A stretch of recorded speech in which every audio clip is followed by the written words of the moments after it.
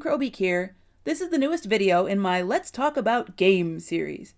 Each episode focuses on a specific game, usually an indie game since that's mostly what I play, and things about the game that I think are worth talking about.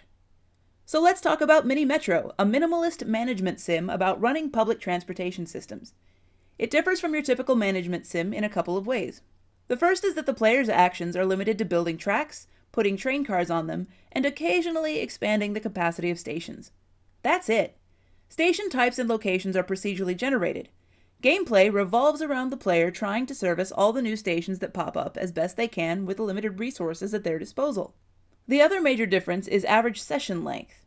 Depending on the player's skill, a typical game in normal mode will only last 10 to 20 minutes.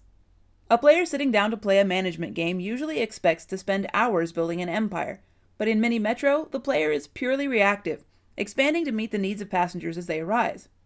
As the city grows and the number of passengers increases, so does the pressure to make the most efficient network possible. Eventually, the player won't be able to keep up with demand, stations will overcrowd, and the game will end. There is an endless mode, which is scored based on the number of passengers transported per day. That mode is perhaps more in line with what management sim fans are used to, though normal mode is the mode I've fallen in love with. The last mode is called Extreme, and lines and trains can't be moved once placed when playing that way. It's considerably more difficult than normal mode, in which train lines can be completely redrawn at whim, but is also, perhaps, more realistic. Speaking of Mini Metro's realism, a public transit consultant named Jarrett Walker wrote up a really interesting article about how Mini Metro does and doesn't reflect the realities of public rail network design. I highly recommend checking it out. I'll put a link to it in the description.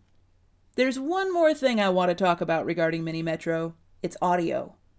I first played Mini Metro while it was in early access and had absolutely no sound, so when I played for the first time after its official launch, I was floored by the audio delights Disasterpiece cooked up for it. If you've heard anyone use the word Zen in reference to Mini Metro, I guarantee you that the audio is why. It's procedurally generated alongside the level, a pleasant harmony of atmospheric undertones overlaid with dings which correspond to everything happening in the game. Have a listen.